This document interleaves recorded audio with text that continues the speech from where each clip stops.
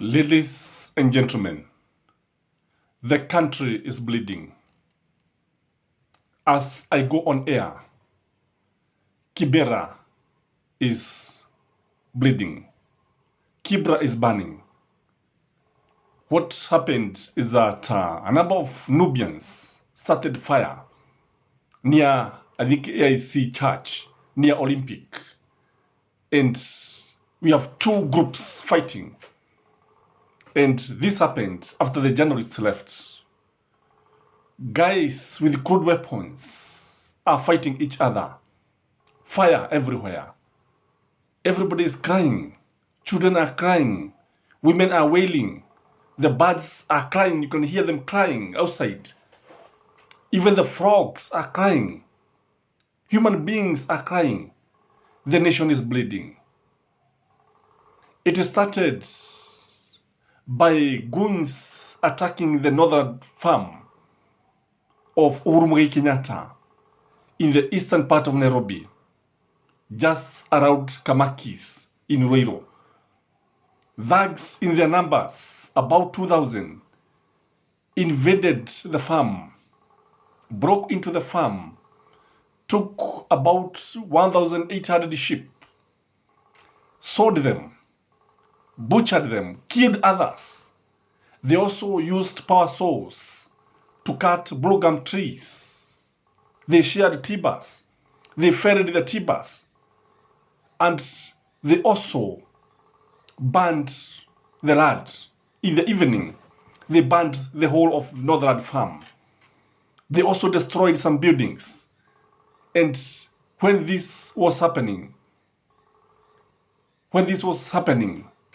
some leaders were, especially those associated with Kenya Kwanza, were celebrating. Others posting Broti Maguta, Maguta, Maguta, meaning prime land, prime land, prime land. Because these guys had started even subdividing Uhuru Kenyatta's land. I understand when Uhuru Kenyatta was informed this, Amlilia, imagine the former president. Na kwa mara ya kwanza niliaibika kuwa Mkenya. I don't know what you feel. I don't know what comes to your mind when you hear somebody like Uhuru Kenyatta, who was so good and is now suffering. He is the one who ensured there is peace in this country. For 10 years, peace was in his hand, and he was able to deliver this country to William Samoei Ruto, smiling as he had said. And now, it is Uhuru Kenyatta who was crying and praying to God to remember just one thing, one good thing, ambalo amewahi kuwafanyia wa Kenya. Ironically, the goons, the thugs who invaded his farms were his fellow Kikuyus. Imagine the fellow Kikuyus. It is in the mountain that most of the development in this country was realized. Indeed, if you go to his Kiambu County, the road network, some of you don't even know that there are dual carriages in Kiambu. Roads everywhere, skyscrapers, buildings all over.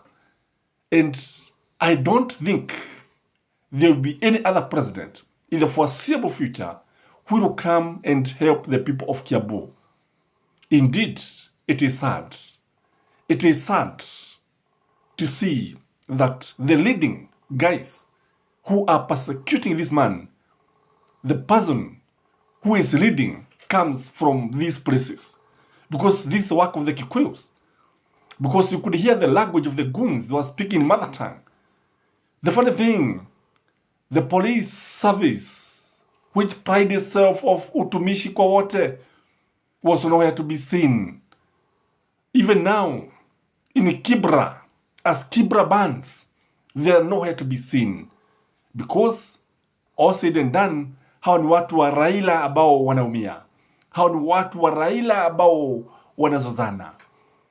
Kile ambacho tunaweza kusema ni kwamba the same goons, I understand, about numbering about maybe 50, attacked Raila Amolo Odinga's gas company, Spectre International, and they destroyed the property, the glasses, the doors, and they were surely on the loose. And I understand they were targeting the MD, who was not actually in the company. And again, the policemen were just watching. They were least bothered. And when I saw what is happening in this country, I asked myself some questions. You know, one thing I realized is that majority of people today have cried. In fact, that is why I could not be able to post the video in time. Because I was talking to so many people, especially those who are outside the country. Majority of them are crying for their nation, crying for their motherland, empathizing and sympathizing with the former head of state, supporting Raila Amolo Odinga's movement. And I believe we have lost this nation.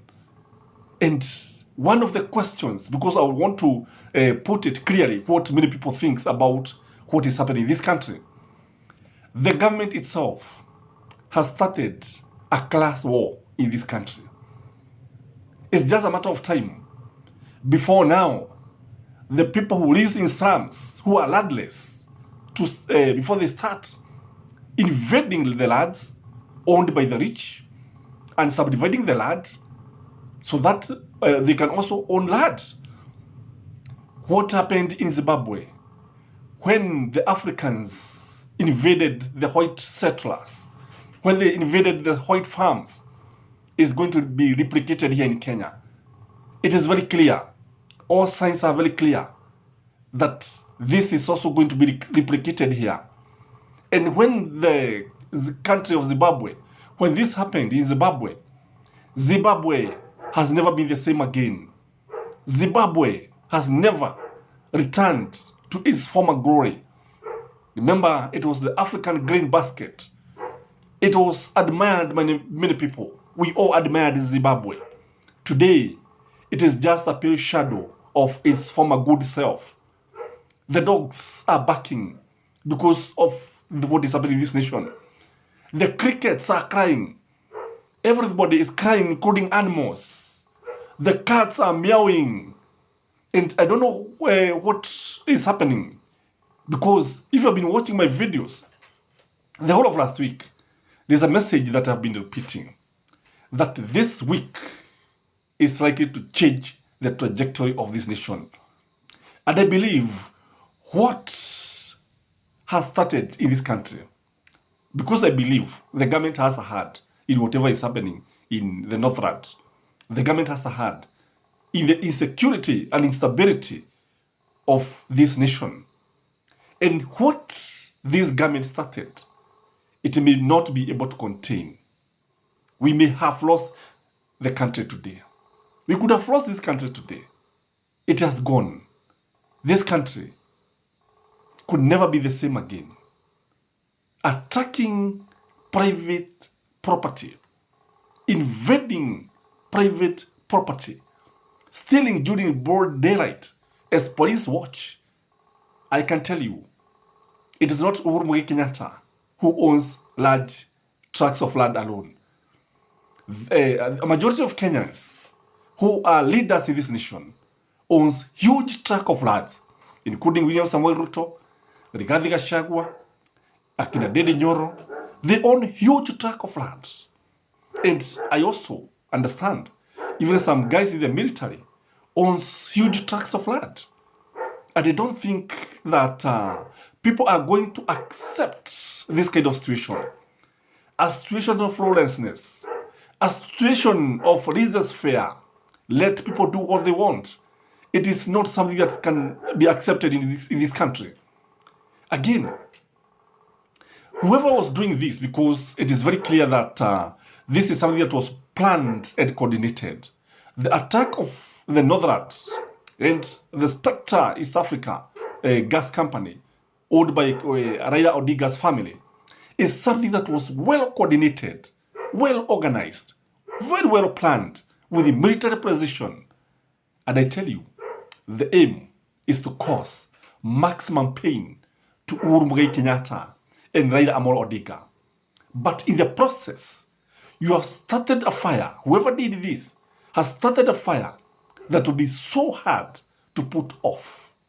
I'm telling you, tumeanza na kile ambacho tumefanya.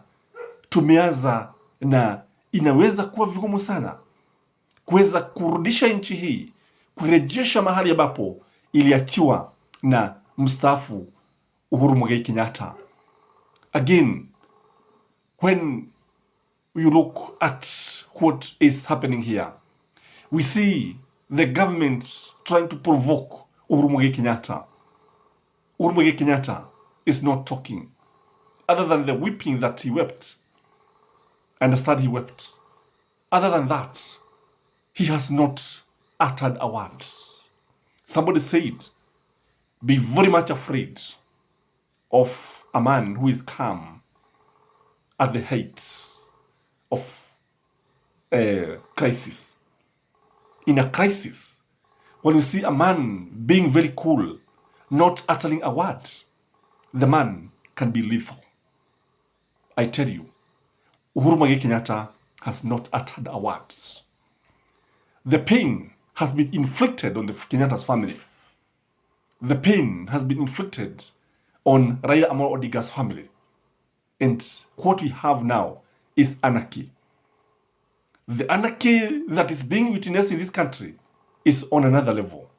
Today, the nation was captured by the international media. I remember Al Jazeera headline was a nation in Kenya in turmoil. Imagine.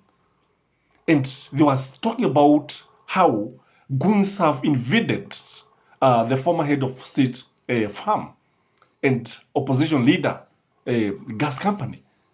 And now where do we leave investors? As this was happening, William Samoei Ruto was very busy in Germany, trying to invite investors to come to invest in a country where there is anarchy. This is sarcasm of the highest order. This one should not have happened in the first place. What should happen is to maintain peace and order. Let us stabilize the country.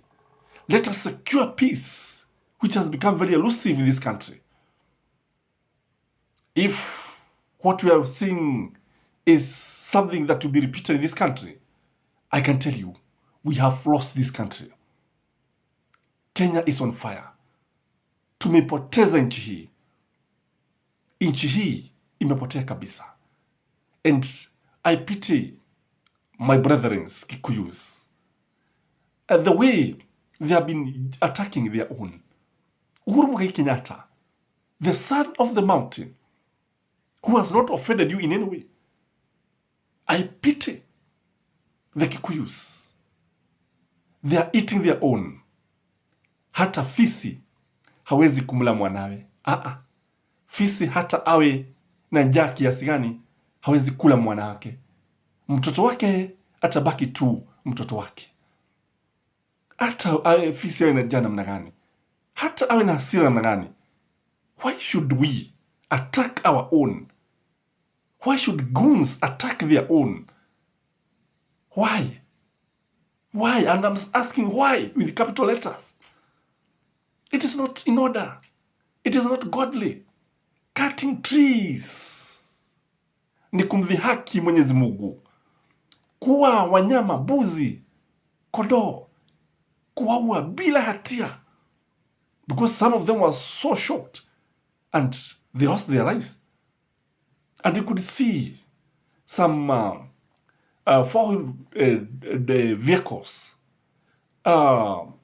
waiting for the ship. Na tumeona mbuzi wakiwekwa pale mle ndani, wakipakiwa pale mle ndani mwa magari. Oh, my mother country. I pity Kenya. I pity my motherland. It is wrong. Whatever is happening in this country is wrong. The best thing is to let Raila Amolo Odinga lead peaceful demonstrations and let the police stay in their stations. I believe Kenyans are peaceful. I believe Kenyans don't want to be provoked by the policemen. The worst thing about it is that even the journalists were not spared. The reporters were not spared. Even their vehicles. I saw a nation media vehicle being stoned. It was stoned by the goons who were attacking, who had invaded the Uhuru Kenyatta's farm. In Kibra, some journalists were also attacked. Some were injured. And even some policemen waliwanyang'anya zile picha ambazo walikuwa wamezichukua ati kusiwe na ushahidi, because they know the truth will hurt. They know that they will be exposed, and whether we like it or not, the truth shall always prevail. Ukweli lazima utadhihirika na uongo lazima utajitega. Tupende tusipende, we have a nation, and if we lose this country, the bad thing about it, we don't have another country. Hatuna mahali pengine. It is wrong. It is evil. It is demonic to invite goons on private property. It is the height of folly to start, because this one is like war, starting war, by the way. This one can lead to civil war, by the way. And it is something that the people who are in power should be very careful about, because I believe they are inciting the public. And I don't know why it is so difficult to sit down and agree with the opposition. I don't know why it is so difficult to sit down and agree how the servers will be opened. Which is more costly? Losing the country, losing the nation, or opening the servers? I believe nobody is bigger than this great nation. Not even the president. Not even the former head of state. Not even the army. This country is greater than all of us. It is the high time that sobriety find its place in this great nation. Kindly remember to subscribe to this channel if you have not. Remember to like this video. I remain yours truly, Gachie Skyman, the tallest man in Black Africa, and pole sana Uhuru Kenyatta, and may God give you many years to witness His doing in your life. Bye-bye.